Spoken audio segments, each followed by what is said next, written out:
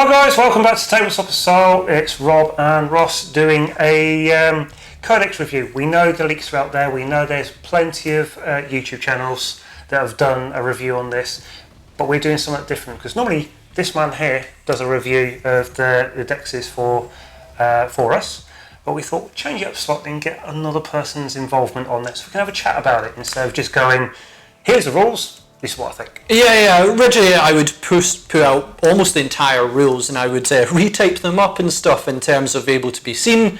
But I think now that within our leak age, where everyone has seen the rules already, it's probably better you get our more personal views on it. As well as having one person's view that may not have played the army or played against it as well. It's also about the talk of how you actually think about the rules themselves. Well, yeah, we haven't really discussed the book itself yet. We've had like snippets, so I'm intrigued to see, because we've both written down what we think, of how we may differ in our opinion on this. I've seen things online, but I've tried to avoid them, what people are trying to work out. Yeah, I mean, I went to the tournament a couple of weeks ago, after you've seen this, and I played against two completely different Chaos Knight armies, one with complete armigers, 13 of them, and one with a couple of larger knights and armigers, and they played both very, very different. This is going to kick it up a notch. Yeah, because now you played two in a tournament. Two knight armies, two Chaos Knight armies in a tournament. So that will give you a real insight on where they were before and where they're going now. Much, yeah. So yeah, I'm very intrigued to hear what you say. So starting off with standard knight rules. One very, very big thing, Ross just before filming this talked about, is the command points for it. So if you have like 5 war dogs or having one larger knight, as in one of these guys, and war dogs, you get 3 command points. So your super heavy detachment becomes free. Yep. But if you have more, I think it's that one there. Yep, so basically you have 6 armigers and 1 Titanic. You get 6 command points. Yep. That is really, really big, because that basically means you can have 2 super heavies, which will come through later on, where it becomes quite significant and quite tasty. You can have 2 super heavy detachments for nothing, and you'll still have your 12 command points to play with. I think in a lot of areas that they've realised there was organisation problems within the Codex, and that was command points and Dreadblades in a way. So the command point one, I think they have organised it better. Now it's interesting to say this because we know at this point there's going to be a little bit of a shift in command points with the way that the future of the game's going. We're going to start the game with less. And the last time I saw a big change in this was actually Drukhari 8th edition. They went, here's all the different ways, and they were the only codex, I think. Yes, because all the patrols in there, so space raid. And they got their own detachment, and then I think within a month they changed all the detachments in the rulebook, and it pretty much annihilated how it worked for Drukhari. And people went, why did you even do that? Yeah, exactly. So I hope this stays, and we'll see how it goes, but overall it looks like a solution. Yeah, it does, because I said that they are pricey for what they are, and if you're going to use a super heavy detachment, you want to max it out previously. But now that you get additional command points, you can have 2 super heavies that are not going to tax you, but you do need to fill out the criteria. You are going to see two detachments, because with the bonuses that you get later on. Yeah. I think as well to say, I think Games Workshop in general have noticed problems in their codexes, like management problems. The main one I saw was, again, to bring back to Drukhari, when people were like, can we please have raiders with 12 spaces, venoms with 6? Yes. And they're always like, no. Then they changed their mind. They know there's these wee management changes, so they knew as well, when it comes to Dreadblades, people want to include them but not lose their overall army. And so, I think that's really good. We've seen these organisation fixes, and they've done, I think, a good job. Really, really well. So, cracking on with the juicy part of the book, the main part of the rules itself. Do you want to start off with what you found? So, the first I'm going to say is the things that we may have seen as problems in the past, and this is where people might have been a bit scared of. So the thing I was a bit worried about in this book, what we've got to face, is high damage edition. This is an edition where damages can be huge, and equally AP as well. And AP, and equally these guys can do huge damage. Oh, the claw does 8 damage, is it? Yep. 8 damage. So with models like that, that is a major concern, and I think we have seen online that people are still a bit concerned about that. Trampling feet got nerfed Completely, so it's only base attacks. We knew it should have been damage. though, to be honest. Yeah, because why would you take a melee weapon other than to hit 4 attacks hard? So yeah, pretty much. Yeah, we can see the reason for it. Makes perfect sense because, like I said, you get a lot of really nice knights with really, really nice weaponry, but you'd rather go, oh yeah, D3 damage feet on 12, 14 or 16 attacks. We saw this kind of happening because it was the Eldari Codex when their Wraith Knight, we saw its trampling feet got changed, and I think that it became the exact same as this. Yeah. And I fully agree with it. Make the sweeping attacks and stuff for the combat weapons, gives you an incentive. I think it's a good move. I think most people would agree. Some people might be like, oh no, my double Gatling, can't do much in combat. But that's not his job. It's just you had the best of both worlds. Now you don't. Now you've got to think about it. Yeah. Holding objectives was a big issue. So then War Dogs are still 5 wounds. My class is five models, I should say. 5 models, yeah. And OBSEC. It needed to stay. That was a very, very good rule. You are going to see a shed load of War Dogs and the Imperial variant as well, with the armatures being used as gun platforms, mini combat platforms, but mainly to score those points. Yes. I think we've got a lot to say about War Dogs. Oh, yes. Okay, yeah. Very much so. But it's a very, very good rule. It's needed. If you want to go pure knights, it's a key rule to keep them up with everybody else. Yeah, I think so. I think how they've done it is fine. I think if they went any further, it might be too much. It's fine enough. Yeah, the larger knights are still classed as 10 models, but not OBSEC. But there are abilities to enable you to do it on one model potentially. But having the smaller armatures as OBSEC is ideal. Yeah, I've got no issues on that on any level. The only other concern I had going into this codex, from the previous one, is that in friendly games rather than tournament ones, your opponent can, it was all about survivability. If someone knew they're facing knights, they're going to go, cool, right, I'm taking huge damage stuff, or I'm going to go horde stuff that you can't wipe off the board. I don't know how if they've kind of handled that in a way, but that's more in sort of your friendly games. I know tournaments you have to probably plan out for everything. Pretty much, yeah. And, you do. And you know more than that than me, but I knew when either I played as knights, because we've got some Chaos Knights, or knights in general, you'd basically you'd go, cool, I'm not going to take any of this stuff, because why would you use it against that? And that was, so overall, those were my main concerns going into this codex. I was worried about survivability, which was a huge thing. I knew that the feat were going to change and how that's going to work, and high damage addition, where you've got all these wounds, but people can just throw absolute loads of damage on it. Yeah, very, very quickly, guys. I mean, these knights on there, these aren't actually ours. It's a good friend of mine, Colin. He's starting doing tournament play as part of the Tabletop Assault tournament team. So this is what you're putting together, and we've done quite well as it is with Jamie, which you've seen on there as well, bringing in a few other guys on it. These are his own. He's actually lent them to me for this review, and a potential game that will be coming up relatively soon using the new night rule. So we should just wait and see for that. Yeah, I'll be excited to see what he's going to add to it. Mainly, I mean, in fact, I don't think he's going to need any new big things, other than maybe it's the War Dogs, the new War Dogs, which we'll go through slightly later on in this. But yeah, it's the additional War Dogs which are going to be really, really key.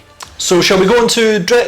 So what we're going to do is probably go over some sections of it. So we're going to look at Dread Households, Stratagems, Warlord traits, really talk about the highlights that we think, and we might have different views, we might have similar views. Yeah, and because going to pick up the tasty morsels, yes, as it is, that we both think, yeah, they're going to be heavily impacting on the army, or we're going to see plenty of them out there, and could be changing the game for the knights themselves. Sure. So let's start with Dread Households. Would you like to go first, or should I? I'll let you go first. Sure.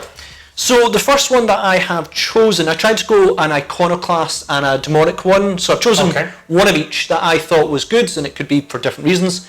So my Iconoclast one I went with is House Lucarius. When choosing to fight, get a free reroll hit or wound.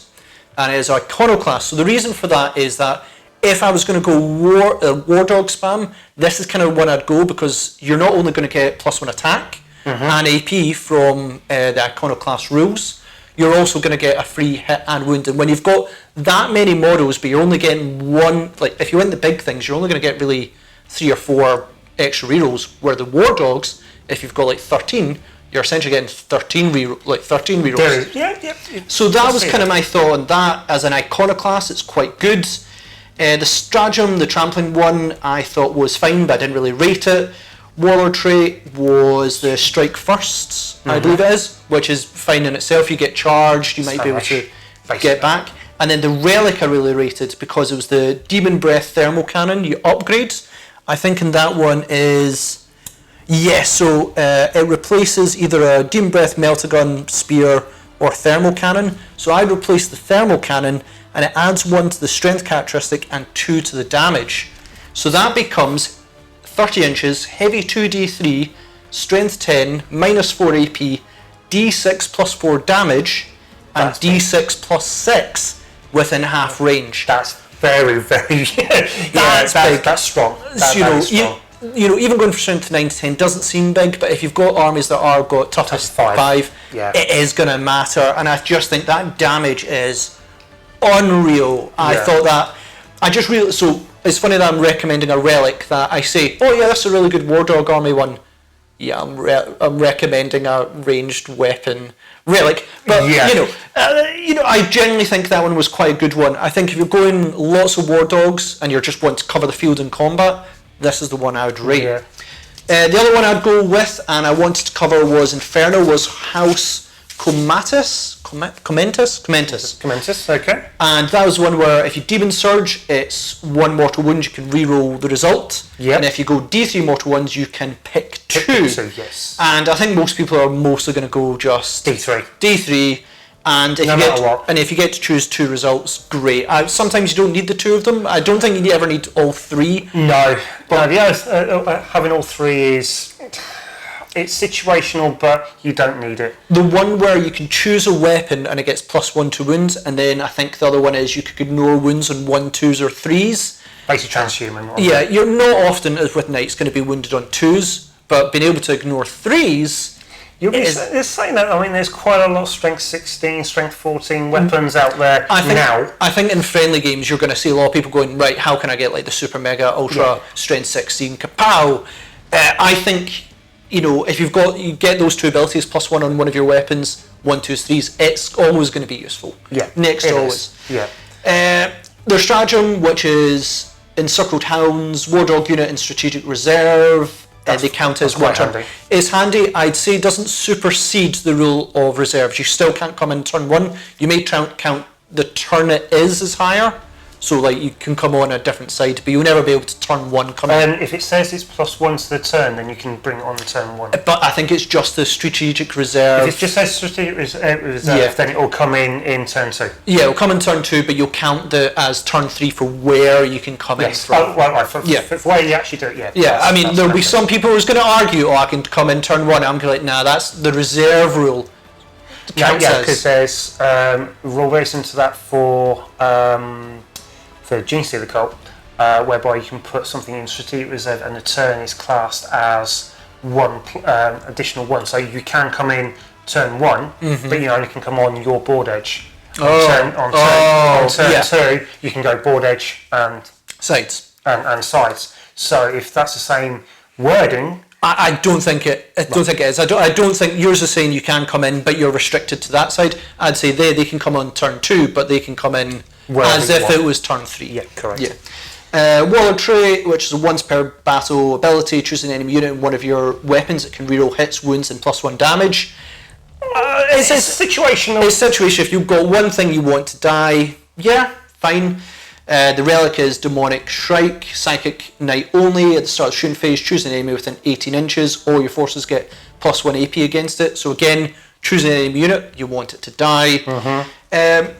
Overall, I thought this one was a fine one, mainly for its trait. That ability to, you Demon Surge, you can pick 2 abilities. I think that, and mainly in both these ones, it was their house bonds which really kind of sold me on them.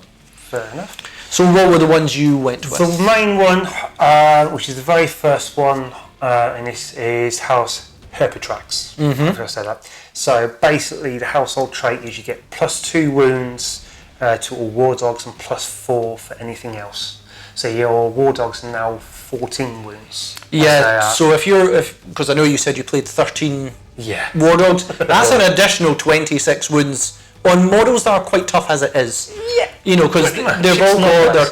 their toughness 7 and 5 up invul. You get that on the war dogs as well, Yeah. at ranged. Yeah, and 3 up save. It's just having the additional wounds. You sit there, yeah, great, 12 wounds. A lot of weapons can do 4 or 6 or even 3 damage. So 4 go through. That's 12 damage. You're dead. No, I've still got 2 wounds left to break. Yeah. That's very, very clutch for me. Stratagem at the end of the fight phase. Choose one model from your army. Roll 1d6. Each enemy unit within 6. 2 to 5. You take mortal wound. On a 6, you take D3. You take D3. So it's an exploding sort of AoE attack. Pretty much, yeah. So if you've got a lot of small MSU units around you, that stratagem anywhere on the boards, it can cause a little bit of issues. Or there's like a blade guard, not literally on 1 wound. You go, yeah, just take it off, mate. Yep. Warlord trait, battle to none. Ignore all modifiers to characteristic profiles. Change damage suffered. Each time this warlord makes an attack, you can ignore all modifiers to hit, to wound, and damage. So that key element there is one word: Catan. Yes. So basically, the 3 damage per turn rule ignores it. Oh, really? Because it's any rule that says hits, wounds, or damage rolls. There is a weapon within Tau, which is the relic, a relic weapon that actually ignores the 3 wounds per turn. Ooh, I would debate because it's damage rolls, so it's anything that would affect the roll, not the result. So I'd still say you can ignore all modifiers. So no, I wouldn't count that. We'll see on FAQ because it is a question. I'm going to say no, but this is where maybe we do need an FAQ. Yep. I wouldn't say it supersedes the damage reduction rule of the Catan, but it is still a good rule because you're essentially ignoring all modifiers bar your deterioration effects, because you still suffer the deterioration effects. If that had been the deterioration effect as well, that would have been an unbelievable Warlord trait. Overall, I still think it's good to ignore all modifiers, and you can choose to. Yeah. But I'm going to fight you on that damage one. We don't fight, we cuddle. We'll fight in the boards. Yeah, but it's something to potentially FAQ, because reading that, I mean, even playing Necrons myself quite heavily, I think that potentially could be a ruling for it. I'm not 100% sure. I could be wrong. I apologise if I am wrong, but it's just the it says damage rules. It's, that's not affecting your damage rule. It's just ignoring it. Well, there we go. And lastly, for the relic, each time melee attack against the bearer, so check 1 for the hit rolls. So Yep. So you could put it on a rampager, which is combat orientated. You could put it on a war dog that's combat orientated. Any of the new ones, especially. Which one? I know it's a abhorrent class. No, war dog. Sorry, my bad. Yeah. So yeah. My bad. So it could be either or. I would rather put it on the rampager. Yourself. Sure. Because you are just going to send that rampager straight into the enemy lines and cause havoc. There is because it's a relic, there is a war dog relic I really like, but we'll get to that in the relic section. There is another one to add. I do think that's a good relic as well, because a lot of this codex is very melee focused. It's very much so. But also then looking at the houses that you can create. So now I didn't really look at these ones so much. Oh, was there tasty? Yum. Was there some tasty stuff here? There are some tasty morsels. So basically, you pick one from each. So Iconoclast and Infernal class, you pick one of each. So basically, some of them that I picked up. I'm just going to read my notes. You choose one of each. Yes, do you know what I mean? You only choose one. No, you pick one of each. So you've got Frenzied Warriors, 60s Explode. Yep. Yeah. And there's plenty of ways to get loads of attacks. Yep. Solid. Learned, where is it? Learned idolaters. Ignore AP1. Oh, I'm not. I saw that. I wasn't entirely sold. Okay. But so, ignoring AP1, your 2-up save or 3-up save, having 50-50 on your rolls can be quite difficult if you've got so many shots. If you think about it, you have 30 shots at you, and you're needing 50-50 at 4-up. On having a 2 or 3-up save and ignoring that AP1 is big. It's essentially anytime you ignore an AP1, it's like a 16.6% increase. Correct. But when see if it was reduced, like Armor of Contempt, reduce it all AP by 1, then it'd be no-brainer, always useful. I really don't like, mainly because I've seen it in AdMech and things, I really don't like it's ignore only one of them. I really like it when it is, because then you're really restricted to situations. I prefer I don't like rules that only come in very niche and But there's a lot of armies that have AP1. And I think AP-1 and AP-2 is. I always recommend them, though Armor Contempt might change my view and things like this. Yeah, I mean AP1. I mean, just a mass amount of shots. You'll get, say, half from the throw if it's like a 50-50 or something like that. Having that minus. Reducing it down, ignoring the AP1, I find it very, very useful. I think as well, when you've got to take knights into consideration, a lot of people are probably going to go try and take you out in ranged, and you've got your 5-up invul, so ignoring it, a lot of people might try and go for AP-1 or 2 maximum, because if you go above it, you go to your invul save, so it's kind of wasted. So that maybe ignores 50% of all that. This will more fit friendly games when people know I need to target this. People will aim for loads of shots, high damage, and AP-1 and AP-2. You've just mitigated half those options. Correct. Because not many people want to go AP-3 or AP-4 because your invul save will get through. Exactly. So, I can see a big use for that actually, because if you know your opponent's going to be spamming ranged AP-1, AP-2, cool, I've just mitigated a huge part of that. And the last one on Iconoclast. Precious Cruelty, improve your armor pen by 1 and add 1 to the damage characteristic of that attack. Oh, and auto-modified wounds of roll, still good though. Adding, extra AP and extra damage, always nice. Yeah, so like a Gatling gun and all that, with a sheer amount of shots, any 6s. Yeah, Gatling, that's quite nice. So, and on the Infernal side, Dark Forge, so +4 to the range, +1 to strength, +1 to damage to the stubbers on the top. That ignore line of sight.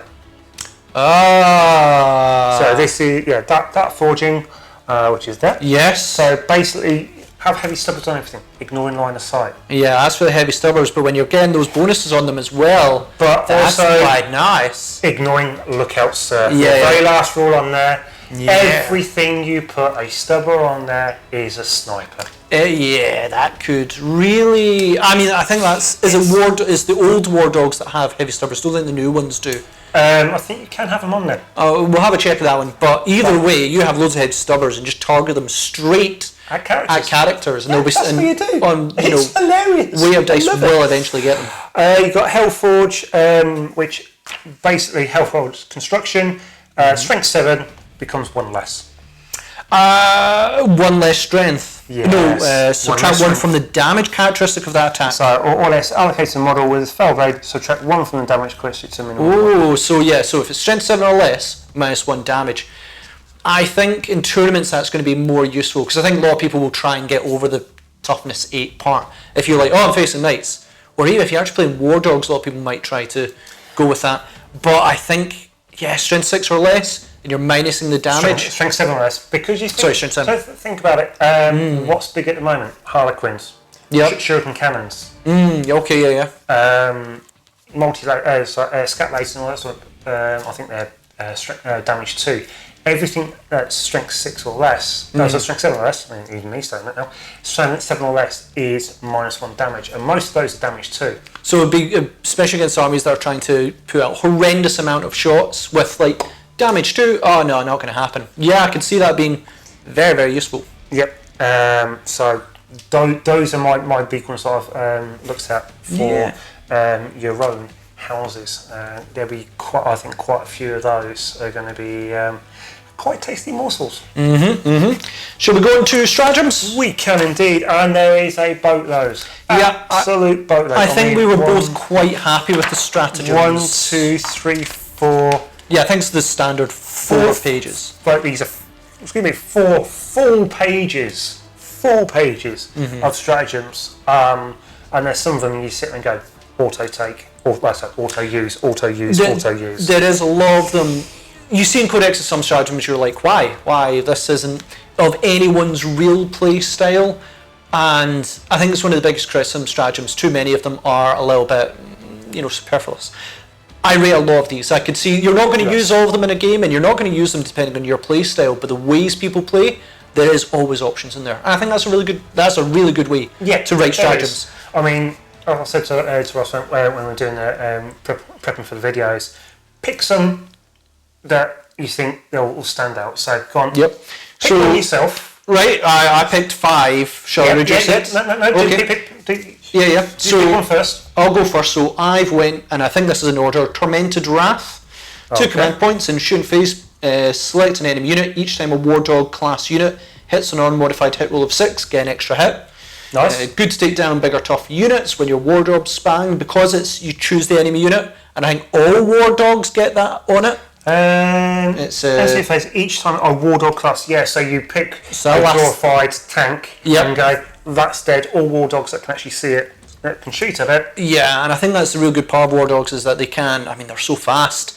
That's when I really thought if there's a big unit or vehicle you want to take out, that's a good stratagem. Yep. I've got break the lines. So basically, each time model makes an attack. If it made a charge, you get plus add 1 to the attack's hit roll. Attack hit roll. So that's going to be good for things that don't already hit in 2s, because there's a few things that do hit on 2s. Yeah, correct. Although modifiers do take into effect. But it does mean that you have like your blades, your again Rampager, which is combat heavy. And any of your new War Dogs that are combat orientated, +1 to hit is a guarantee to hit. Yeah, I mean they're already 2s, but there is a lot of people who modifiers to hit is easy, modifier to win is hard. And as well when you're going against again Harlequins or Eldars, of course, -1 to hit. All over the shop. Bikes and all that lot, -1 to hit. Yeah. Having to add 1 to hit to mitigate it. Big thing. Cool. Another one for yourself? Trail of Destruction, 1 command point. I think this used to be a bit better in the previous codex. Speaking to the owner of these forces, he said that Trail of Destruction was good, and I was like, okay, I'll have a look at it. Yep. Compared the 2, and it was used in the shooting or fight phase. When you select a unit to shoot or fight, if an enemy chosen as a target within range of an objective marker, reroll 1's to hit. So I think previously he told me it was reroll all hits at any situation or something, or reroll Fair 1's. enough. I hate to break it to you, mate. It's changed. It's now if your opponent has to be near an objective marker. Now, one thing I've got to work out is I've just got to check: is it every unit that you then choose that unit, and then every one of your units gets to make that? So usually in the shooting phase when a Chaos Knight. So yeah, it's only 1 Chaos Knight. Yeah. But it's reroll 1's to hit, which doesn't happen too often in this codex, except for War Dogs around Desecrator, I think. Yeah, that's the only real way. So it was a nice one that if you need the reroll 1's and a person's on objective, good way to clear them. Exactly. I've gone for Hungry for Combat. 6, I think 6 is also auto-winged on that. Hungry for Combat, yep. So 6 is auto-wing the target. Yep, that's with War Dogs. War Dogs, yep. So good. It's 2 CP on there, but if you really need something dead, and you've got again Harlequins, Eldar, it's the negatives on there. You don't want to keep on rolling dice to fluff it. War Dogs itself with either the combat ones, I can't remember what they're called, we'll find out soon, or Carniv somethings. I always think of carnivores. I think I just think carnivore, but with a K. Yeah, exactly. Okay. But ones with the blades themselves, it just gives you less dice, less failure rates Yeah, it's also select one enemy unit from your so it lasts till the end of phase and it's a debuff for that phase. So it's all war dogs get that benefit. Yeah. As far as I see, each time a war dog class. So I love it when it's those abilities where it's going cool. You could just choose one of them and then you fluff your rolls. It doesn't really matter. But this is a debuff on a certain unit. Correct. Really, really nice. Yeah, I really like that one. So I've next got Unyielding Rage, using the fight phase with a knight, and until the end of the phase gets 1 damage to a minimum of 1, not cumulative. So I think it's you reduce the damage by 1, and it's not cumulative with the Fellbond, which is the one you mentioned, Strike 7, yes. Which I'm like is okay. You know, again, a lot of people are looking for ways to mitigate damage. Mitigate damage in AP now. And there isn't many ways. There's the way you mentioned through the Fellbond, and I think this one, but it only affects the fight phase. And see if it had been to me, you know, you should be able to do it in both phases. I feel that they've just held back in small areas of this codex that I feel it should be. This is nice. It should have been 1 command point for war dogs, 2 for big things, and it just in either phase. And either phase. Yeah, exactly. That's it. Either phase. So because a lot of people are fighting. Yeah. I feel that they made a mistake with that. And they're like, oh, shooting would be too much.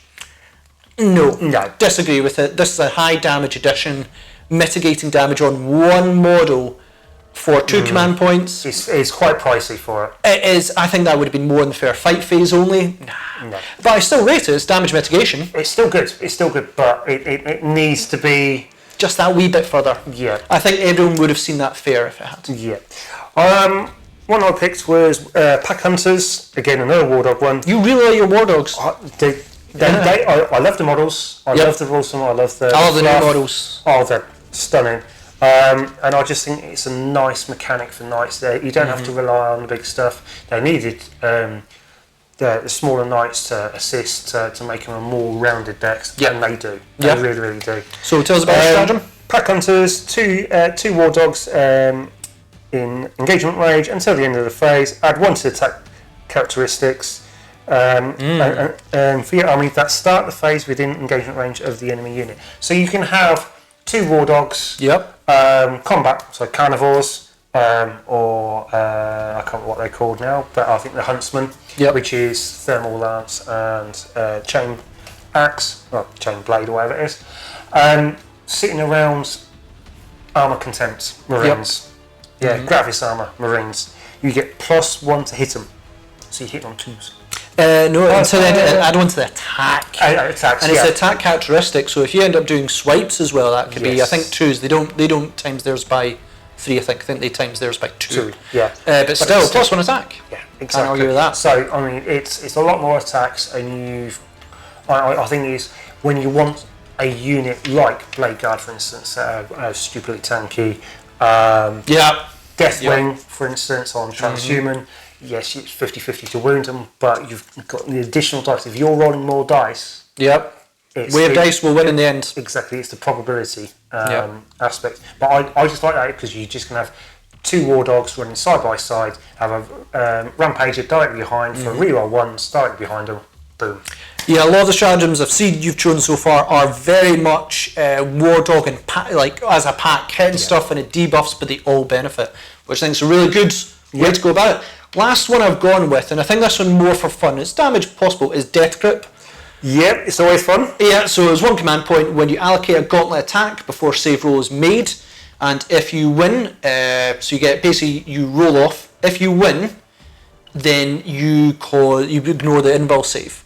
If you lose, you cause 0 damage. So you and your opponent roll off. Yeah. If you win, no invul, that's straight 8 damage. No invul, that could hurt. And you get +1 to that if your strength characteristic supersedes the opponent. So in a lot of cases, that's going to be the case. That is going to be the case, yeah, very much. It's 1 command point, a fun roll off for potentially 8 damage. We know Custodians are going to hate that. It's maybe only 1 attack, but it's just a crunking. You can imagine that on Trajan. I think he ignores wounds on 5s anyway. Yeah. I think he's got 9 wounds. Is it? I think it's either 7. I think he is. No, I think he is 9 wounds. Either way, an 8 damage, thump. And you still get it. And I think last edition you had to give up all your attacks. You could only do it once. This one, you just give up 1 of your attacks. Yeah. And you only use it for 1 of your attacks. You still get the rest of them. I think. I really like that. Plus a fun roll-off. Yeah, well, we know these fun roll-offs between myself and yourself with, what's it, Mirror Minds? That was years ago. Yeah. Watch that, it's hilarity. Yeah, that's a long time ago. But yes, that hurt so much. I mean, there's two others that I picked up with, which is again War Dogs, because I am honing in on the War Dogs because I think these are going to be very, very prevalent. I largely agree with you massively on that. Hunting Hounds is you can put one back in reserve. As long that's if you're near the table edge, isn't it? I can't remember what it is. Hunting Hounds as each strategy movement phase set up at 2 War Dog units from your army that are more than 6 inches away from the enemy and within 6 inches of battlefield edge. If your mission it's a nice surprise. You've got 2 more here. So you can go off the field to then come back later. Redeployment's always good. This codex doesn't have many redeployments. It's movement, it's positioning, etc. And final is Infernal Aegis, 2 CP, 6 inches War Dogs, 4 up invul. So you put that on a Tyrant class and it gives your War Dogs a 4 up invul. On range attacks,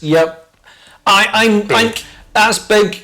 We're going to speak about that later in terms of having a big unit buffing War Dogs. I'll be intrigued to see how it kind of works in the game, because War Dogs, and I think like many units, you have to spread out a wee bit, but you can have a big tanky buff knight with War Dogs around it, and there's loads of abilities that work quite well that way. Yeah, but what we'll see shortly is the aura abilities are not just 6 inches. Yes, they're all 9 inches, which you think about on the base wise, that's 1.5 feet either direction, so 18 inches. So the aura ability around that one's 6 inches though. The other one's 9 inches. The one we were going to speak about later. But sorry, having that the extra 3 inches of aura on a big base means a huge amount. So having like these small, not Death Stars, but a unit that helps each other out. Buff Star. Trademark Ross. Buff Stars. It's going to be big. I can clearly see that. Overall, with the stratagems thing, we said we do like them. I think there is very nice. You've honed in on War Dogs and buffing them up to the hill, and I think absolutely some of them are absolutely great. My ones, I think I've gone a bit all over the place, but generally I think this is one of the best codexes that I've seen. Stratagems, none of them feel, oh my god, you have to use that every time. You know, it's not like Chaos Space Marines. What's the one they have? The traders +1 to wound. Oh, Vets. So, but I genuinely think this is a really good stratagem section. Yeah, and as well, having the ability to have your 12 CP before you do extra relics and warlord traits and so on and so forth, and all your shenanigans. So you're going to potentially have about 10 CP to play with, which previously you would only have like 5 or 6 because of the super heavy attachments. So having that many CP, and this many stratagems, I think is very, very good. One thing I'd add in this one is like the pre-game stratagems. They've also got one where I think you can get 2 warlord traits on one night. Very, very good. The only other codex we saw that in was... I mean, you can get it on Marines. Can you get Marines? I think, I'm not 100% on that one. Potentially, I can't remember. I can't remember. I've definitely seen it before. Yeah, I think... Because Thousand Sons was 2 relics on one model. Custodes can do it, and I know Thousand Sons could do 2 relics on one model. This one, 2 warlord traits. Quite good. I mean, generally, I'd love if they put these ones at the start of the stratagem section, pre-game ones. Just put it at the start. It'd be highly recommended. Yeah, it's all good. Shall we go into warlord traits? Or do you want to go into the... We will go on to the favoured gods. Now, this is a complete new section, complete new mechanic for the game and for the knights. Yep. So, basically, to give you a fluff around it is, each unit within the unit, so... Prime example, if you've got 3 war dogs in one choice, one of them in that squadron can have a mark or a favour. Yep. So sadly you can't give everybody a favour because that would just be broken. Because some of them are very, very strong. Very, very strong. So you can work it whereby you have a large guy, 4 other guys, and individual ones can all have a favour. But these do cost quite a bit of points, to be fair, like 20-25 points each. I love the mechanic, and I love the idea of the... I do love the mechanic itself. You know, going beyond Knights, Chaos in general, marks were a joke in the previous edition. They were shocking. It was like, cool, we're going to put... The only reason for marks were to act as restrictions to stratagems, and that's a bad game mechanic. You go, cool, it's a nice thing that you choose. It's fluff. We're going to gatekeep stratagems. There's no reward behind it. There's actually a penalty. Yeah, and it just doesn't do anything. Marks used to be a big thing, and I feel this does now. If this really is the way they're going forward with marks, I like it. I see a lot of potential. I don't know how it's going to work with demons, where everything essentially already has a mark. I suppose there'll be like a favoured mark or something. And we shall find out shortly. We will find out. PW, hold on, please. If they tend to go this way with Chaos Space Marines, I think this is going to be really nice. Yeah, it will work right. Go on in. So, if you want to choose one... So I've chosen one from each. So have I. So there we go. Hopefully we match. We'll see. So let's start with, and we should mention how the favour works is that depending on what class you are, the more wounds you cause, you can then activate the favour ability. So I like how you've got an original ability, then a top-up ability. Yeah, so basically... That's a really good mechanic. It's not like, oh, you have to cause 15 wounds to then get your mechanic. No. You've already got it, which feels like you're paying your points to get something. Yep. Really good mechanic. That is a great game mechanic. Yeah, so basically, armigers, you need to cause 5 kills. Standard class, which I'm classing these as standard class, is 10 wounds, and then big boy here, your 700 pointer needs to cause 15 wounds, and then the favour, the extra ability kicks in. Yeah. You do have to finish off the model to get those wound counts, though. You do indeed. Right, so let's go. First one, and I think a lot of people talked about this because this was, I think, shown in one of the leaks. Well, I was going to say leaks, but it was shown in leaks. It was in one of the Warhammer community posts was the Blood Shields corn. Yep, that's one that I picked as well. Yeah, I mean, I've seen a lot of people talk about it online already. It is 30 to 45 points. Once per battle, you can activate the Blood Shield, and you switch off invulns essentially. Now, you don't often get invulns in combat. No, but custodians do. Yeah, but you do switch off your own as well. But I don't think many people are going to be bored by that. I just think... No, I think... You can sit there and slap them. Yeah, so, well, I mean, you're going to be bored because you're like, my Rampager, it didn't have an invuln in combat anyway. I just want blood for a broker. Exactly, so Blood Shield, really good, and then favourite, you get another shot at it. So correct, yeah. I think it's great. Do you want to mention that one, or should I move on to Zinch? I picked that one as well. I'm going to pick on Zeech for Mirror of Fates. Exact same with me as well. Yeah, I can see where this is going. I think it's the Slanesh one. I think we're going to have debate. Was it Slanesh or March? We'll get to it. We'll get to it. We'll get to it. Yeah, Mirror of, Yeah, so Mirror of Fates, basically command point on a 5-up for your opponent using a stratagem. So yeah, your opponent uses a stratagem, you roll on a 5-up, you gain a command point. Always handy. Always handy, and then if you get a favoured ability, you can turn a dice once per battle round. I think it's any hit, wound, or saving throw into a 6, which very, very handy itself. It's Zeech playing with fate yet again. So this was the one I actually did debate on. It was that between that or Cursed Rune of Fate, because the 4-up invul did look tasty. But I overall went with Mirror of Fates. I think the getting command points was really good. Always handy. Yep. So, yeah, I think we're in agreement on that one. Yep, go on in. So, is Nurgle next? Yeah. So, Nurgle, the fat man himself. I went with Order of Corruption. Oh, that's different to me. Okay. That is different to me. So, this one's a bit of a tighter one in more combat. 6-inch Order, enemy units suffer -1 strength, and when it's favoured, it's -1 toughness as well. I just think that if you're facing units that might be... Well, you're going to do really well in combat either way, but if you're going to debuff them by 1 in their strength, it just gives you a chance to... You don't want those Thunderhammers coming at you, they're going to have a hard time. And then if you manage to get favoured from -1 toughness, well, to be honest, you're probably wounding a lot of things in 2s anyway, but still, it's just a lot of debuffing I quite liked. But, okay, we're different on this one. I've gone Putrid Carapace, because it's... when the damage currency so 1 is allocated to the model, add 1 to the armor save for 1. So basically, there is a lot of people like for myself with Genius of the Occult, which I'm still learning at the moment, is you can have a shed load of attacks or damage 1, and it's making the person just roll dice. Roll dice. If you add 1 to your save, so a 3-up becomes a 2-up. and also 2 it becomes a 1-up. Yes, 1 will always fail, but when you start adding the AP to it on top of that, that's where it becomes quite handy. But also on the favour, you get +1 toughness.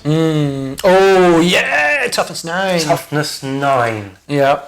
Good luck getting. Yeah. You need to be strength 18 to cause. Pretty much, and then you've got like melters causing 5s to wounds. Yeah. You get. I don't rate. I know you're saying like throwing dice and damage 1. That's fine, but that +1 toughness.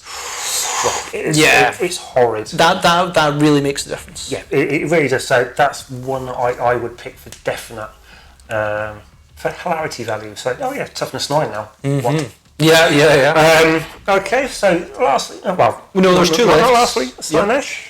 Slanesh, I've gone Beguiling Majesty. Different from me. Okay. Melee attacks suffer -1 to hit and wounds. Nice. So that is a huge debuff if you're a combat knight. -1 to hit and wounds. I mean, if it was -1, and then it's the favoured one, which is 6 inches, subject 1 to attack characteristics, so you -1 character. Yeah, so Custodes. Sorry. Yeah, Custodes, Thunderhammer, Marines. There's a lot of things where I think if you get in combat, -1 to hit, -1 to wound is. See if that was, ranged as well, it'd be overpowered. I think melee, absolutely horrid. Melee, I think if you're a melee orientated knight, I mean, you'd hopefully wipe your opponent out before they really attack, but it just means they're going to have a really bad time hitting you back. They need, they need help. So that's a huge amount of survivability. I think is quite good. Yeah. So I've gone with Quicksilver Tongue. Okay. Because it's you act as a character, even though if you're not. You fight first, no matter what. Yep. Heroically intervene. So if your warlord is getting slapped with a big wet fish, i.e. towel, combat towel, that is. Combat towel? Yeah, well, speak to Jamie about combat towel. That one. Gauntlet and co. Having the heroic intervention is big, because you can just step in there and start slapping and hit first. And on the favour, your consolidation is D3 plus 3. Okay. It's the movement mechanic on that can really get you to the opponent's half of the board and start slapping something silly. Yep. Because you are always hitting first. If your character's in deep doo-doo, you can jump in there and help, but it's the 6-inch consolidation to really move block your opponent in scoring those points. I mean, if there's a way to make him obsec as well, then that is massive. So you can have it again. Going back to the Rampager, 10 wounds, all classes 10 models. Yep. Obsec. Yeah. D3 plus 3 movement on consolidation. You go into your opponent's objective and you sit there standing there going, okay, charge me. Yeah, I'm hitting you first. Go away. Yeah, hen first I think is the big thing. It's the big thing, but it's the movement on there. Rampage is quick, but having that consolidation as well, if you start getting, I'm going to throw this chaff unit in there. That's fine. Throw the chaff unit in there. I've got to kill 10 wounds. That's easy for that to do. And then you move D3 plus 3 inches, and then you carry on moving to turn 2. And you can get into the opponent's deployment zone very, very quickly and cause some severe havoc. So, Undivided, what did you go with? I think there was a lot of potential in some of these. What did you go with Undivided? Undecided. Okay. Undecided. The undecided one. Yep. Blessing of the Dark Master. Same.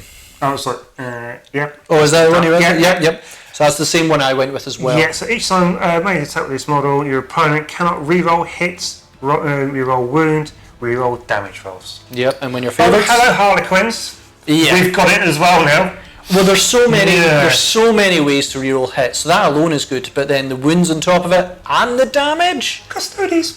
And Marines with lieutenants and your chapter mastery rolls and all that. Right? Sure. Massive thing. And then the favoured is you ignore unmodified wounds of one. The word transhuman. Just permanent. And that is, although you may think, 2s don't happen often, fine, you need to be strength 16, but the 3 sells it. There's many things that will wound you in 3s, and nope, not going to happen.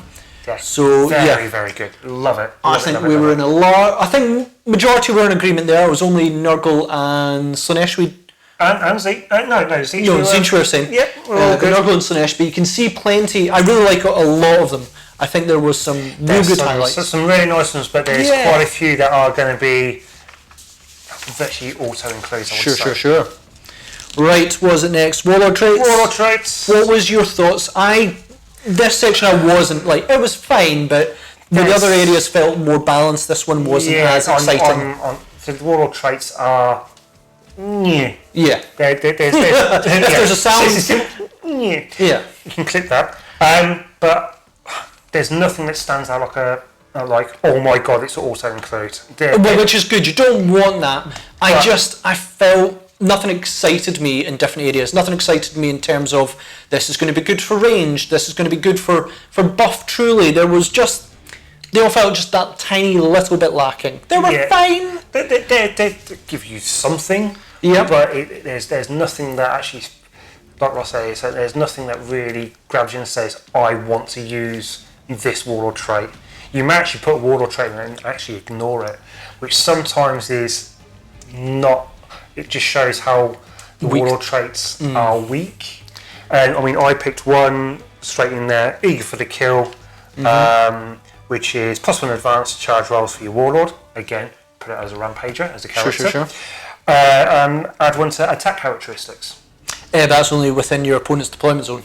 Exactly. I was just about to say that. But is caveats like that you see throughout the codex, and I'll mention my one next as well because I feel the exact same way. These caveats go, but only in this situation. And it's like, this is a Warlord trait. It needs sometimes traits, relics, and things where you only usually get one, though there's stratagems to get more.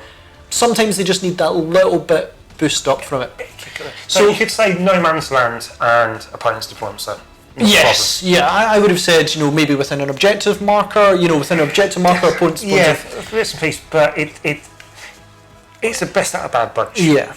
So I went with Knight Diabolus, which is +1 attack. Oh, you went with that as well? Yeah, I got that as well. So +1 attack and reroll melee hits of 1. I think it should have just been reroll all ones, give up the attack.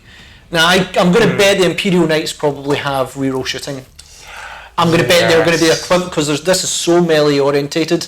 See if Knights are going to go the complete flip. And we don't know because it's not us that's doing the review for the Knights.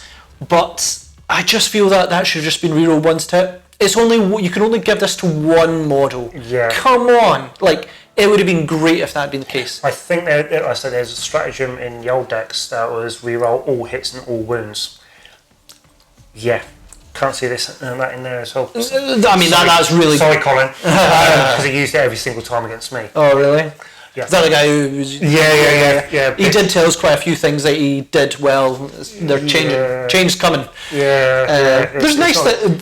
we're getting into negative zone. This is the only section I think we're being a bit... But you chose Knight Diabolus as well. Okay, cool. And the only other one I've got is Infernal Quest. Same. Is OBSEC.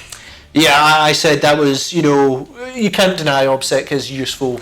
Again, Rampager, Slanesh, OBSEC, boom. Delicious. I did add another one, which was, I took it from one of the houses. It wasn't the house I chose before, which was House Victrix, which is Favour the Dark Mechanicum. If it's a War Dog, it's +1 wound. If it's Titanic, +2 wound. So I think that's the one you chose, was it? No, not Victrix. No, this is the War trait. So it's +1 wound, +2 to Titanic. But at the start of your command phase, you regain D3 lost wounds. That's very nice. Yeah, very, very strong. So again, but we didn't really recommend House Vetex in general. No, as a Warlord trait, it's absolutely brutal. Yeah, absolutely brutal. So overall, said in this one, I would have preferred. I like it when you think of it as 3 sections. One should be about buffing you either in combat range, one should be about buffing other units, and one should be about combat utility. And in areas they have succeeded. You've got ones that do better in combat. I would have liked more damage mitigation here. I would have liked something that offered a bit more survivability. Yeah, but I said Knights are huge mechanical monsters. They're there to take the damage, take the brunt, and dish it out, not necessarily to absorb it. Yeah.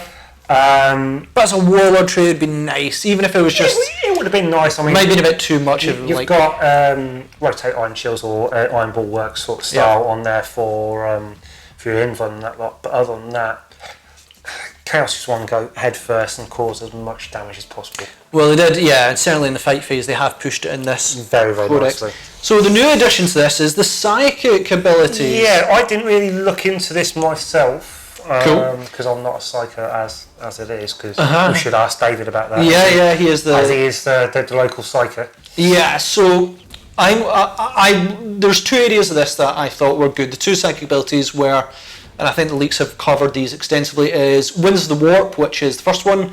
Blessing Aura, 6 to cast. The Psyker gains 5 up, ignore wounds. And then if you get an 8 or more, then he gets 6-inch Aura to allow War Dogs to ignore wounds on 6s. Fine, but it just felt lacking. Why did you make it just the Psyker Knight?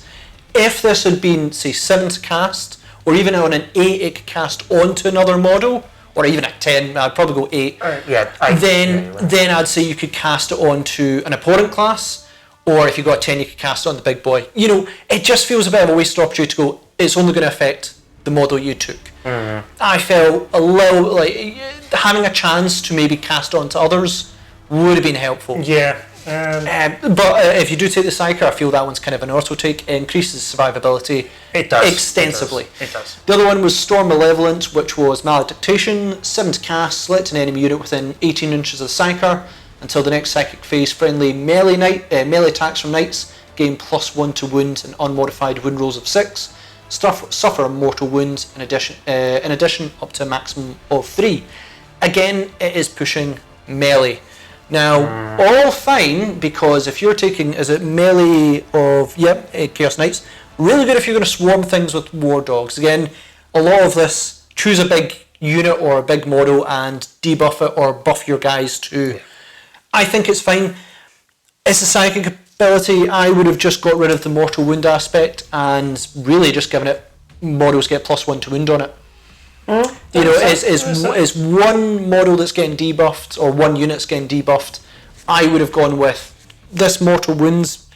Nah, just ignore that. That is going to be +1 to wound for anything that affects it for the rest of the turn. Or until your next psychic phase. We can see what GW are doing, and fair play to them, putting a Psycho in the night. It makes perfect sense on there to give them some survivability in psychic phase, because that's one area that they don't get. Again, like damage mitigation's there, damage acceleration's there, then you've got mortal wounds, but none of them tip the edge that I'm going to go.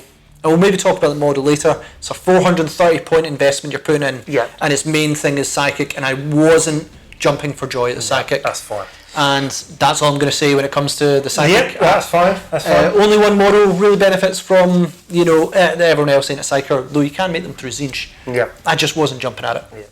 So we're going to go on to another area that I sadly, I actually enjoyed looking at, is the relics. I was quite delighted at this as well. Yeah, there is so many relics, and they're all got really, really good rules on against them. You are going to be spoilt for choice. Agreed. There's one or two I could see being in there in every list, but you've got massive combinations on there. Massive combinations. And yeah, a lot of them are good. When it comes to relics, I find it's the section more in 8th edition than this edition, where there was ones that I was just like, why?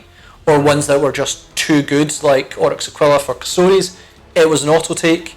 Now it's not, but I feel that's a good thing. You shouldn't have things that are auto takes. You shouldn't have them. No. If you've got auto takes, then it's bad game mechanic design. Veil of Darkness. Simple. Yeah, it's a lot. But it is a very, very good relic. It's a good relic, but it's too good compared to the rest of them. A lot of these I really, really recommend. Yeah, if you like massive damage, there's some of these are just wow. Yeah. It's just horrendous. I mean, I chose one, Veil of Meddling Guard. Excuse my speech, because big words like that I struggle with.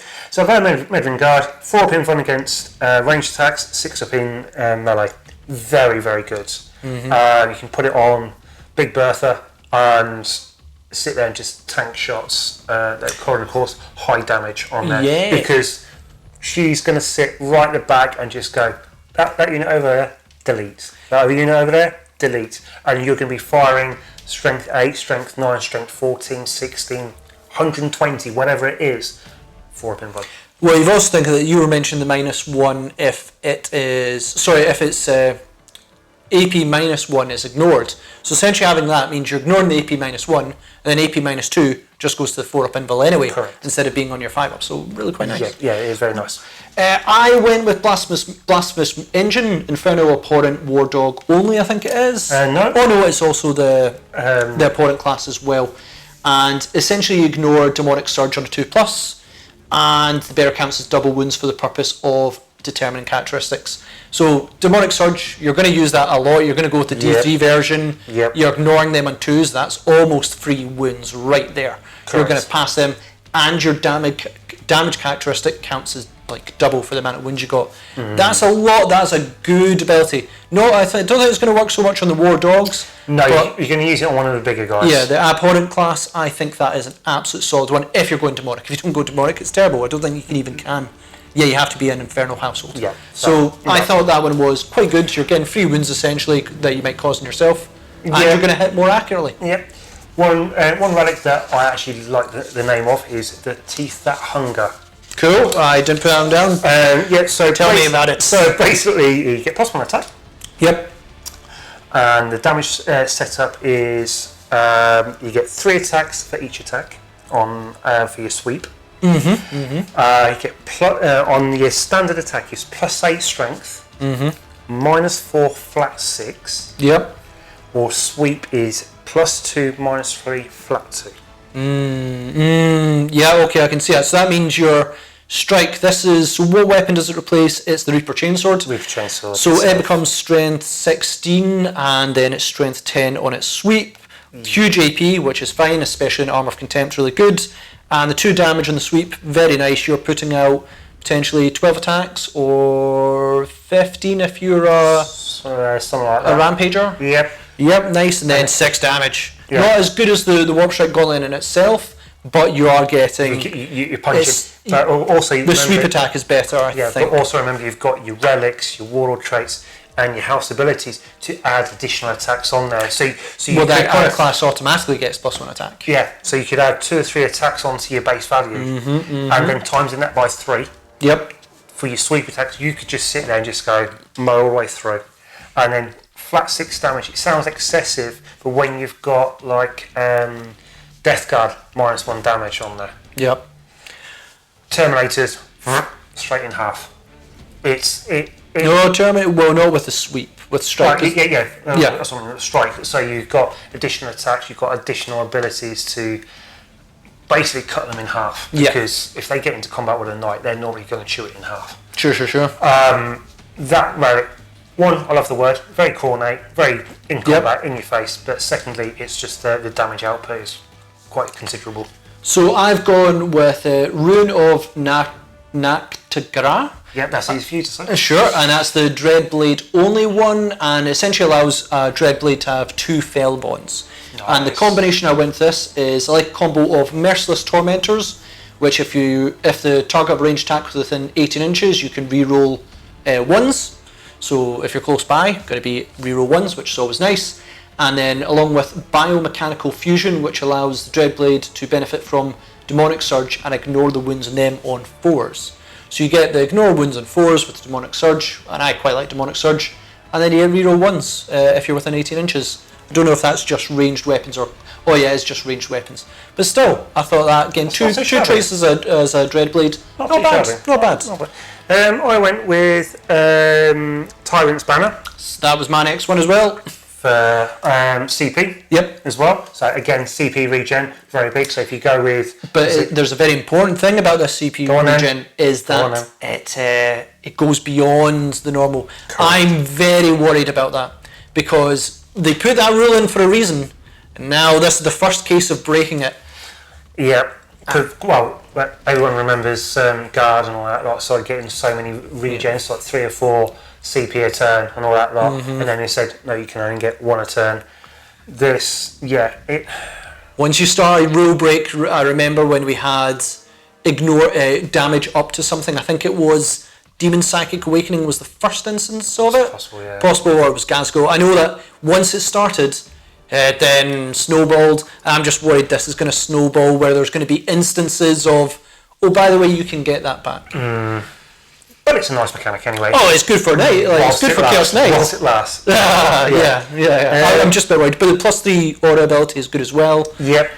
I've picked one other. I don't know if you've got. I have 2 others. Oh, two. Go on then. Yep. So I'll go with Gauntlet of Ascension, which is, I'm pretty sure we've chosen the same last one, by the way. Standard Warp Strike Gauntlet, but you get to reroll hits, and if you destroy a character, you gain +1 attack. I think in the reroll hits alone, is it reroll all hits? I'm pretty sure it is. Each time attack is made with this weapon, you get to reroll hits. I mean, come on. Reroll hits. It's nice. That's nice. And then the character one is fine. Its profile, I think, is the same as the standard Warp Strike Gauntlet. As far as I know, it's the same, but you're essentially getting reroll hits. Debuff as much as you want. I'm going to reroll hits with the Warp Strike Gauntlet. That's nice. Yeah.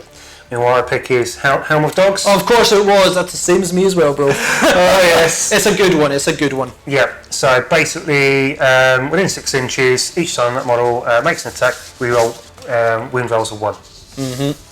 Hit rolls of 1, wound rolls of 1. Can't fault it. It's really good. Well, I did have something else. I bound Viridian Psycho. That's a lot of words. Psycho Geist, yeah. Yep. Whereas English language, speech doesn't work. Each time there makes an attack on a modifier roll of 6, improve the AP by 2. Okay. Not 1, but 2. And it's selected to shoot or fight. You can re-roll, damage roll, resolving attacks.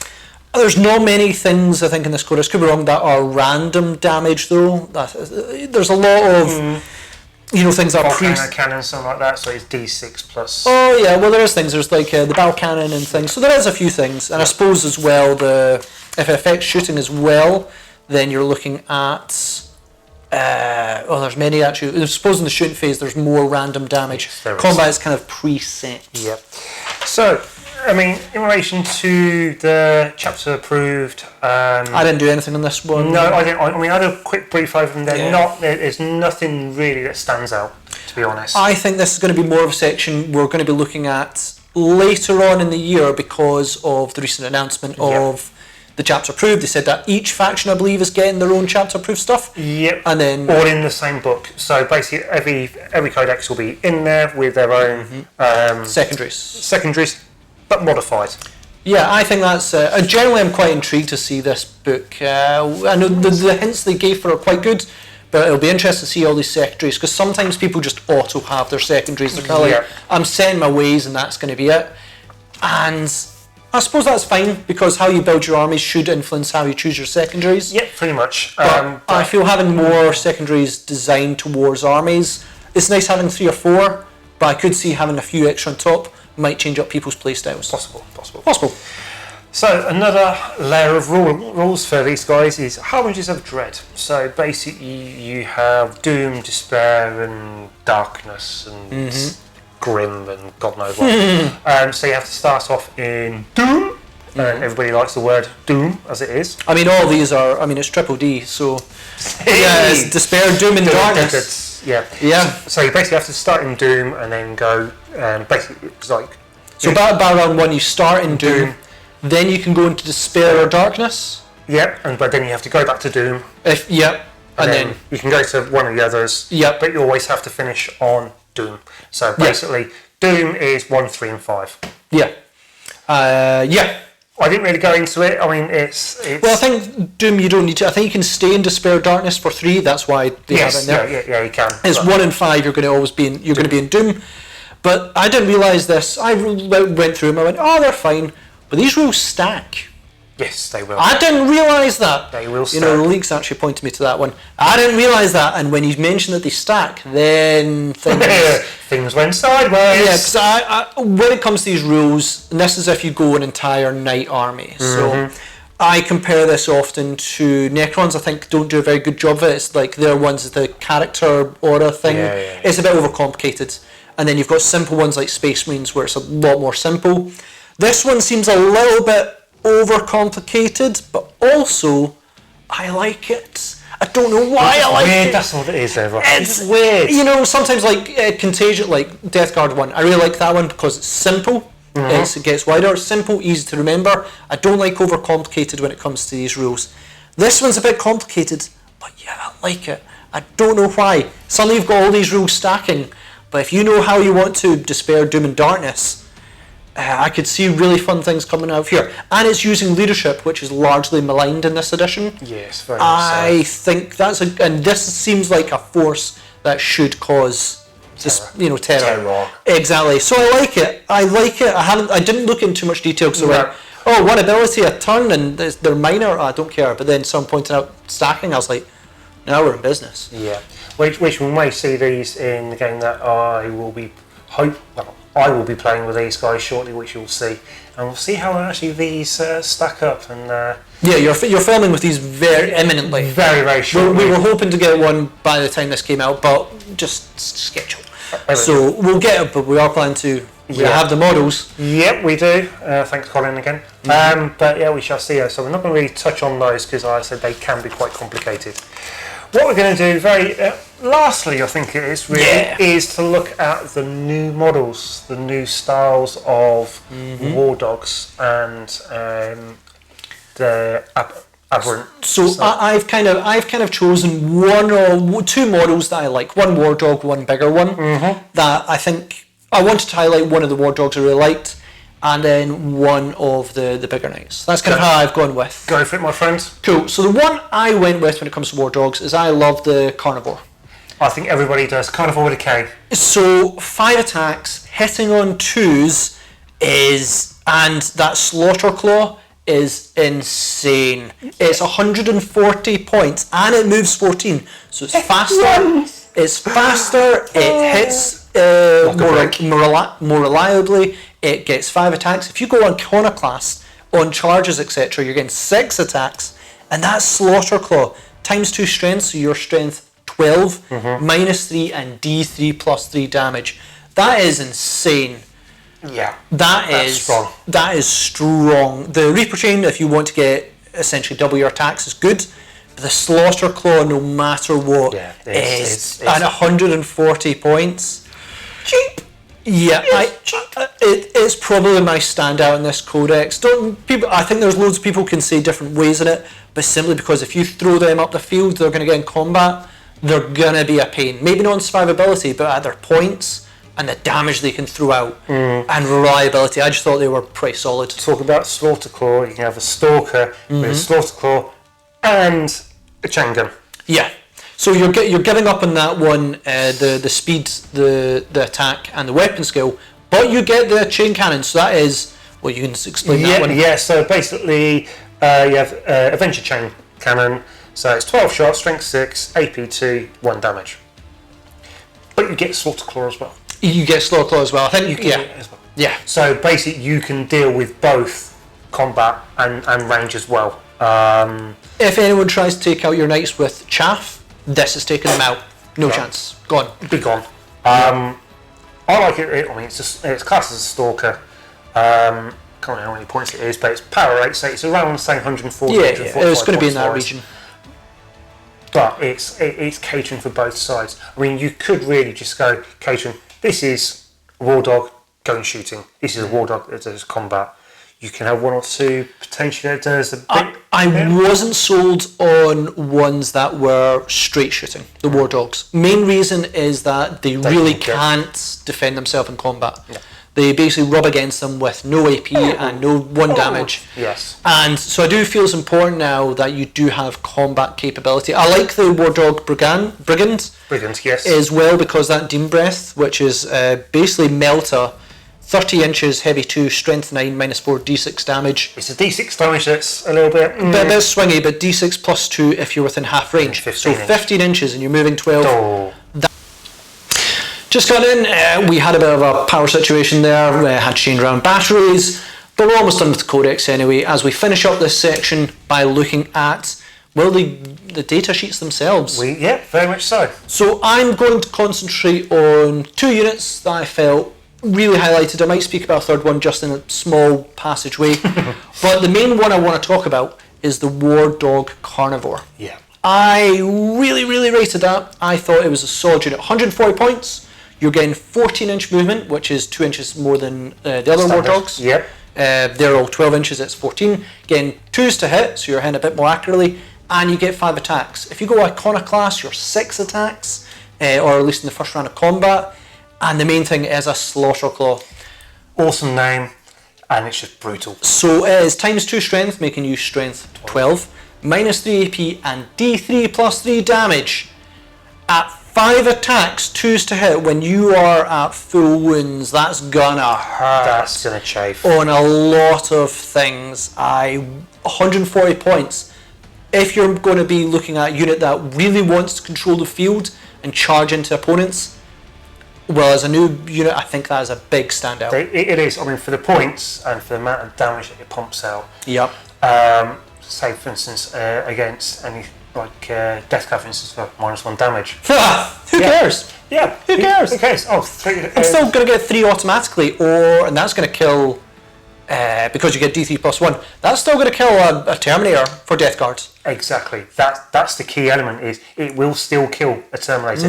It will still kill a Blade Guard. It will still kill Gravis. Kill the Custodes. Get through that invul, you're still killing them. Yeah. So it's for 140, 145 points. 140 points. I think it's an extra couple for the Stubber. Yeah, the Havoc multi-launcher. Yeah. So I think that's a winner. That is a winner. I mean, I picked a Stalker because it's a mixture of both. So you got Slaughter Claw and you got the Avenger chain gun. So your stats aren't as high for that one, but you are getting ranged. Yeah. So you basically can cover both areas, so range and combat. Carnivore is just brutal. Yeah. Carnivore with a K. Don't forget that. But the Stalker can do both elements on there. It can clear chaff away, because it's Avenger chain cannon is 36 inches, assault 12, strength 6, -2, 1 damage.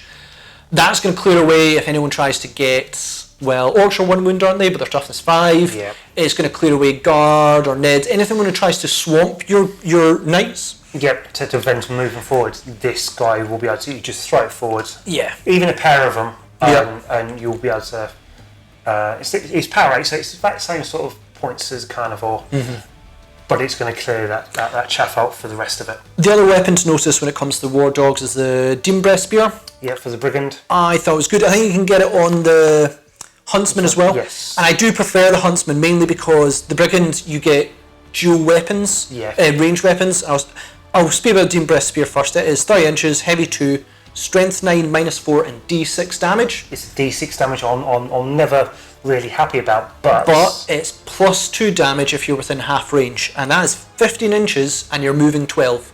So that's a lot of... 27-inch threat range as it is 24 inches back. So yeah, you more likely get that turn 1 if you're aggressive with it.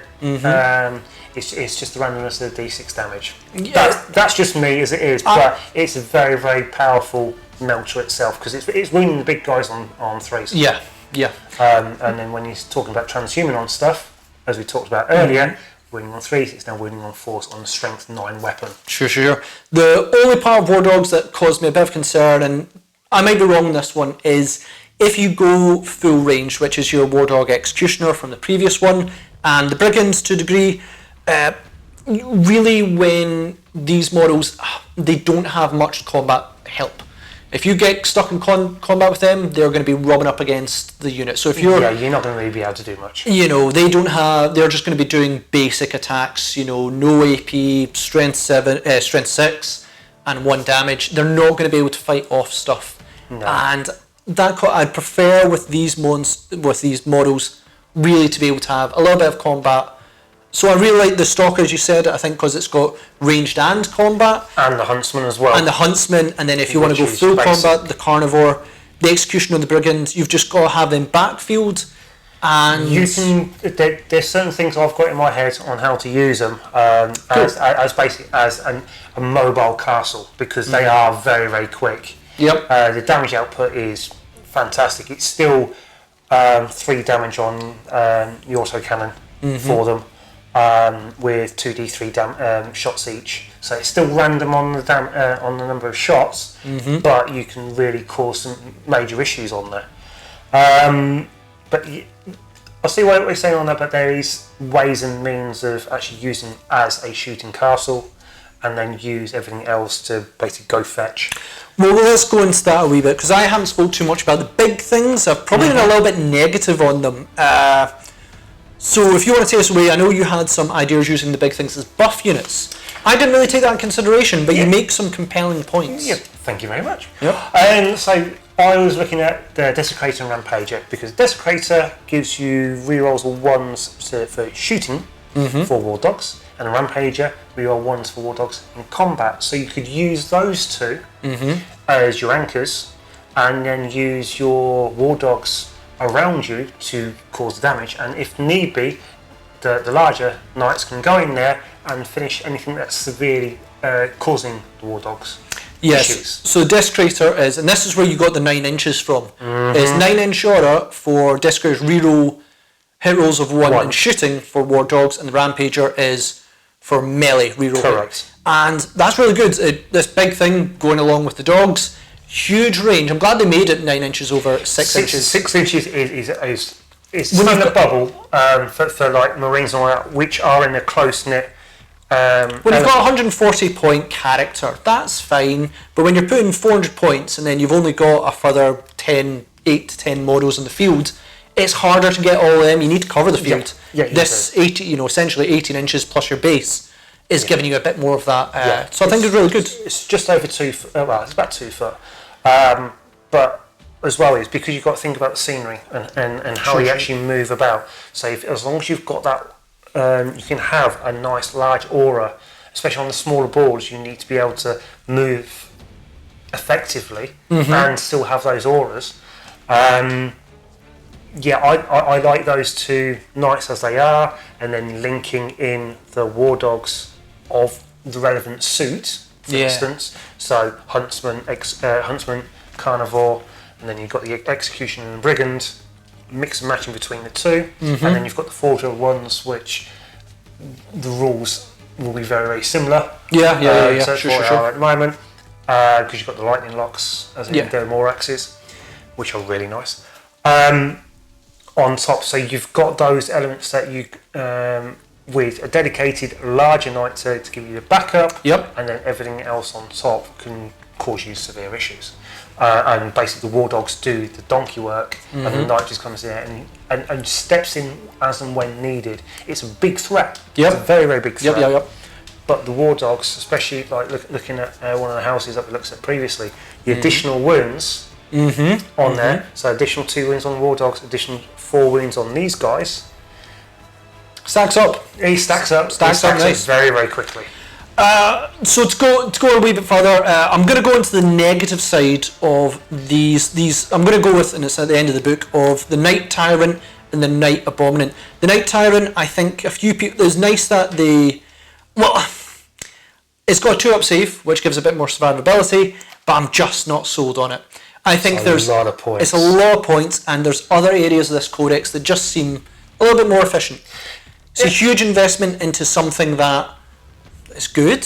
Yeah, I mean, I've used it with Admech in a tournament itself, and on the Imperial site, it pumps out a hell of a lot of damage.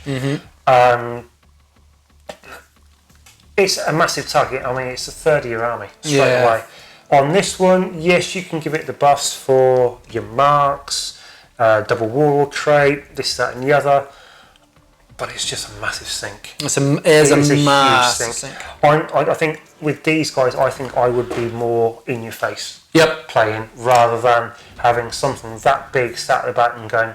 See if it gets stuck in melee, it's going to be a real problem. It doesn't have any melee weapons to save itself. It only has its feet, so that's 4 attacks. Yeah, it's a lovely model. It's a lovely concept. It pumps out a severe amount of damage, but I'm just not sold on it. Speaking of a nice model and interesting concept, the Knight Abominant. Now, people's reaction, because the leaks have happened, is people are like, oh yeah, they quite like it. I don't. I like the model. I love the model. The model's fantastic. Interesting idea, Psychic Knight. Yeah, I mean, we've got the sprue. I'll have a quick look at the sprue. Very, very nice model. The idea of it works, but the physical concept of it, using it on the board for the points, as you said, it's 430 points. It's 20 points cheaper than Magnus. Now, Magnus doesn't do We were talking about this. This is the point I've said in another video as well, talking about the box set. You know, consider Magnus. He is a monster in combat usually. He will hit hard. This thing will hit... It hits pretty good in combat. It gets additional attacks. It does fine in combat. It does fine. There's many areas of this combat in this area, and you know, it gets additional extra attacks. It hits with 3. I mean, 3 attacks. It's essentially getting 9 plus D3, which is fine. Its ranged attack, I don't really rate. There's a chance you're going to get some mortal wounds, but... And it's psychic. The psychic had to overwhelm me, and it didn't. It just felt that little bit lacking. Yeah, so two psychic powers and you can deny one. That's standard psychic, but for 430 points. I feel it's too much of a jack of all trades. Too much. It's fine, but when you're considering that there's going to be you've only got so many models in this army. If you need some to cover combat, a rampager with war dogs is going to do it. If you want to go combat, you're going to go with range. You've got other knights as well. Yeah, you've got the desecrator and the relevant huntsman. Yeah, well, you've got the despoiler as well if you want to go thermals and such. It just feels, and so I don't know if you agree with me on this one. I gave it in my box review a 6 out of 10, which is a case of if you're into the model, buy it. It's cool. If you're a knight, I know knight players, they like one of everything. At least one of everything. But if you're talking about playing it on the fields, that was the part that brought it down from getting any higher. It only got a 6 out of 10 as the box because the war dogs are going to be buys. You're going to need the codex, you're going to need the war dogs. This is me talking about the box, by the way. Yeah.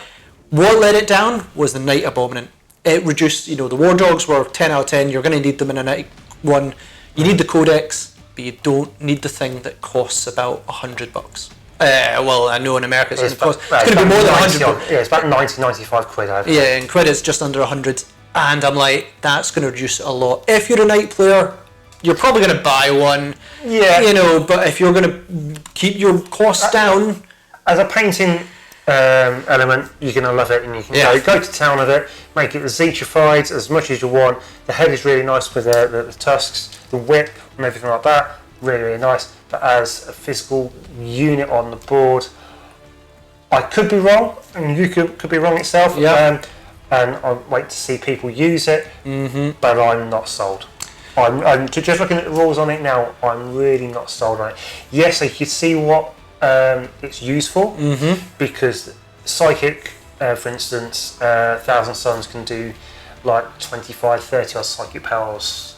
Very, very, very easily. And you'll just be going, I'm going to take this off, I'm going to take that off, I'm going to take that off, and you'll be dying to death. If you've got something to mitigate 1 or 2 big hitters, all well and good, but just the points for it. If its psychic abilities could give the ignore wounds to another knight, and if it just had a straight up +1 wound on a target instead of it just being melee, I'd be a lot more sold on it. It just felt like they held back that tiny wee bit, and it's cost it quite significantly. Last kind of areas I want to cover is to cover people's old reliable builds, which is like, for instance, the Knight Despoiler with the Gatling cannons and the thermal. People kind of went with. Or the battle cannon itself. Or the battle cannon. People went dual wield range because they were like, Fear are going to be fine. Fear are not going to be fine. No, they're not now. And I think a lot of people need to think about that heavily now. If you're going to use a gun, cast as a gunboat itself, it is still a viable unit to use with Gatling cannon and battle cannon, which I would go for itself. But as Ross said, the combat element to it is very, very vulnerable. You need to give it some protection because shenanigans can happen whereby you just get swamped by combat and you just sat there and get stuck. The other key thing is, as far as I'm aware in this, you can't fall back and shoot. You have to shoot in combat. You can, and if they've got blast, which I believe the thermal cannon and the battle cannon both have, which I don't think they're on that section, but I believe battle cannon definitely will, and I think the thermal cannon should be blast. that pushes me towards the Gallon cannon, Gallon gun a little bit. Which I would always use on it. Because at least then if you get stuck in combat and you're shooting phase, you can try and clear them.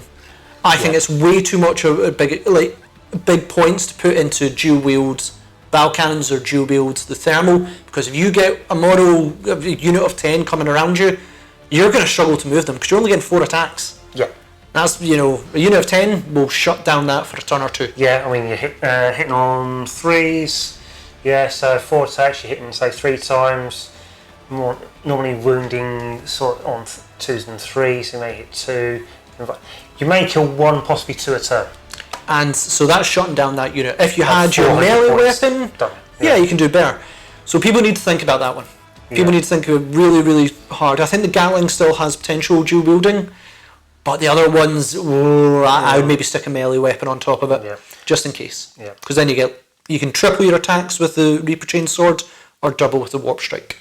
And I agree with them reducing the Titanic feat. I can't stress that more than anything. Yeah, it is good. I think just on a balance point of making the melee weapons more viable, it had to happen. It did. But overall, I would say this is a very, very good codex. I like it. I like it as well. A lot of people complaining about codex creep. This is not codex creep. No. Not at all. No. Not only that, is the artwork is gorgeous. Yeah. I mean, there's cool. We didn't even talk about the artwork. Yeah, there's two of them that I noted in the book. I mean, that picture there is just awesome. Well, one, it's killing Ultramarines. David loved it. Oh yeah, exactly. But it's the physical artwork in this book is stunning. Absolutely, they've outdone themselves on a lot of the picture. There's a lot of Dark Mechanicus in it as well. Exactly, which we all want. There's also like a shielded. I think Marine could be cultist. I'm not sure, but I'm like, are they bringing in storm shields for Chaos? Don't know. But press X for doubt. Yeah. I don't think so. But I saw a model. I saw an artwork. But the dex itself is a nice rounded dex. If the quality of codexes going forward can be as balanced as this, where we feel it's good, but not destroying everything that came beforehand, we're on for a winner. We are. Usually balanced codex is by nerfing everything that's too powerful into the ground. I don't think there's anywhere I'd say they need to nerf in this codex. No, I mean, I say... so you had AdMech that had their reroll hits of 1s and wounds of 1s, and they were like, cool, remove the core keyword. I don't see that happening. No, I mean, the Warlord traits, as we said, they're there, they can be used, they're not overpowering. You can do a lot. There's a lot of combos you can do. I mean, there's going to be some sneaky combos that you're going to see on there. Mm-hmm. But on actual build-wise, you are going to see some differences. Which I love. Even though there's only like a dozen or so models within the decks, but also you've got Imperial Armour as well for all the fun with the Forge World ones. I still see there's going to be a lot of variances. Yeah. And the variances within the favours as well. And favours on different knights and how they're going to be used, etc., etc. So there's going to be, I think, some interesting army lists. I mean, I've not seen anything as yet on army lists being put up, but give it a week or two on the tournament scene, because there's tournaments going a lot in America at the moment. Sure. As I say, I've played two very different Chaos armies weekend just gone. 13 Chaos Armigers in one list. And War Dogs, man. War Dogs. Sorry. War Dogs, and then I think it's 4 Armigers, 4 War Dogs, and 3 larger knights in Colin's list. The War Dogs was an interesting one. I lost by 2 points on it, but it was very, very tough. Against Colin, his dice decided to emigrate. He not struggled, but again, we were very, very close on points wise. But I can see this. I mean, Colin, he's going to get this, and he's going to build his army very, very well. Yeah, I can't wait to see what he does with these. Taking this, I mean, these are they look Mechanicus. Dark Mechanicus, God-wise.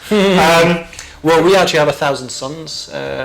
Kinnicket. Chaos Knights. We've got one big one and a lot of the smaller ones. We've got them kicking about. Haven't played them in a long time, but we'll pull them out soon. Yep, but as an army, it's a low model count, isn't it? I can only see about 8 or 9 models in the army, so cost-wise for us consumers, going to be quite good. But as an army, it's going to be an interesting one. It's going to be a completely different game style. Well, yeah, I mean, to finish up on this one, when I say in terms of, you mentioned game style, when they have forces like this that play in one way, and the only real forces that kind of do that are Knights and Custodies, where you have, and they tried to change Custodies by adding in Sister Silence, where you have big things with high amount of wounds and high toughness, so, and you've not got any chaff stuff. Like you think of like Orcs, they have chaff and then they have Stompers. They don't have this variety, and Custodies don't have variety so much. No, I don't. So when you've got that one thing, people can gear towards it. But in tournament settings, when people are going to be fielding big things like this, Knights shook the tournaments before. We'll see what they do this time round. It's going to be interesting. Honestly, we'll see how it goes over in the US of A over the next couple of weeks and see how they do, because it'll be quite interesting. Absolutely. I mean, there's going to be quite a few tournaments, and to be fair, quite a lot of people have got Knights. They've just been waiting and waiting and waiting for the decks to drop on both Imperium and the Chaos side, and see what happens. But I'm quite happy with it. I don't play Knights myself. It's going to be an interesting one for me to play in, but at the same time, as a whole entity, I think it's very, very nice. So on that note, I think we'll call it there. Overall, I think we're happy with the Codex. And we are indeed. We're quite pleased. Please check us out on social media where you can see upcoming projects. I am working on Imperial Fists and AdMech, and I'm going to start Scenery. And Guard. And Guards. I mean, I've got way too much. Way too much. What about yourself? Yeah, I've done my Gene Steelers Cult, and you're pretty happy with them, aren't you? I'm quite happy because I actually won Best Painted. Nice. Which I'm really happy with, and now I'm going to start putting a few more games on there for your viewing pleasure. Necrons I've put to the side because I've been playing them for that long. You played a law of 9th, that was the majority of 9th to your force. But I will be doing my own version of the NIDs. Well, when you start with Gene Stealer, it seems like it's got to happen. I've got to stay with Xenos. All my armies does it, but I've got a nice little paint scheme that I want to try out on. I've been throwing some ideas to these guys because we've got our own NID army, and quite substantial NID army. Yeah, Dave's got a lot of big things. Yeah, and he's a very big NID fan, so I'm going to try and put my spin on it, which is always an interesting one. But we will shall wait and see on that front. So with that, guys, I think it's goodbye from me and goodbye from him, as always. And take care of yourself, and we'll see you on another Tabletop Battle Report.